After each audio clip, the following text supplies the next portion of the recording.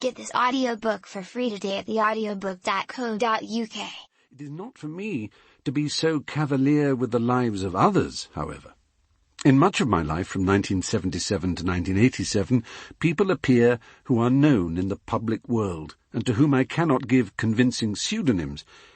If I told you, for example, that at university I met a man called Liu Horry, and that we embarked on a comic career together, it might not take great insight or too much Googling on your part to know that I was writing about a real person. It's not for me to go blabbing about his life and loves, personal habits, mannerisms, and modes of behaviour, is it? On the other hand, were I simply to say that everyone I met in my journey through life was darling and gorgeous and super and lovely and talented and dazzling and sweet, you would soon enough be arcing streams of hot vomit all over the place, and in every probability short-circuiting your e-book reader. I don't doubt for a minute that my publishers have already made it clear in the small print of the contract I signed with them that I, the author, am responsible for all lawsuits appertaining to but not restricted to emetic and bodily fluid damage to electronic reading devices in this and all territories. So I am sailing between the Scylla of protecting the wholly reasonable privacy of friends and colleagues and the Charybdis of causing you, the reader, to sick up. It is a narrow course, and I shall do my best to steer it safely. These pages deal with some of the C-words that have dominated my life. Before the chronology of the chronicles commences, let me catalogue a couple more C's, to put you, as it were, in the mood.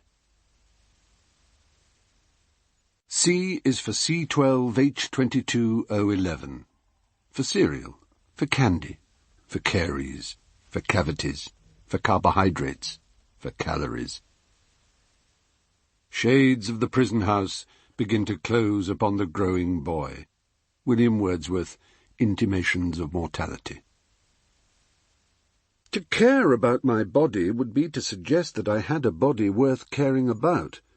Since my earliest years I felt nothing but shame for the useless casing of flesh I inhabit.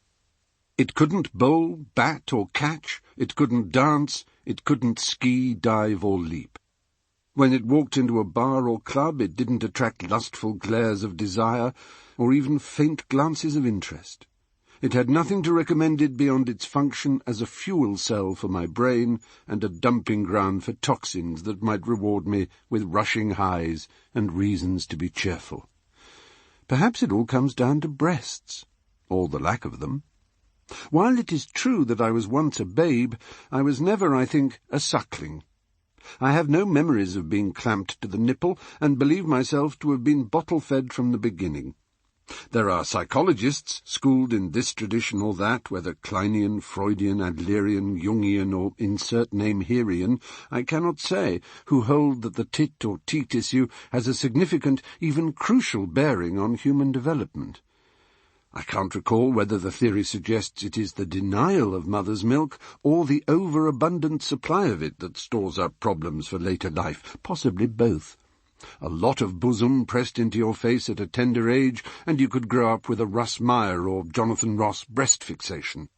Nothing but bottle to suck, and you develop a horror of bosoms, or a propensity towards drink in general, or perhaps the other way around.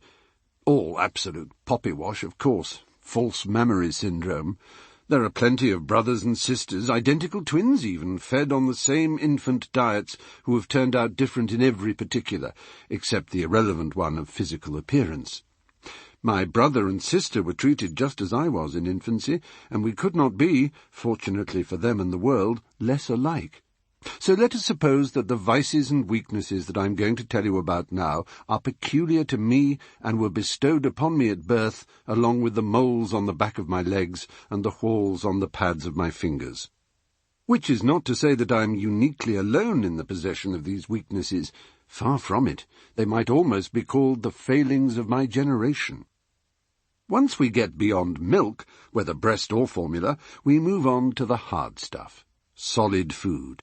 Pappy spoonfuls of applesauce and beef casserole are pushed into us until we can wield cutlery for ourselves.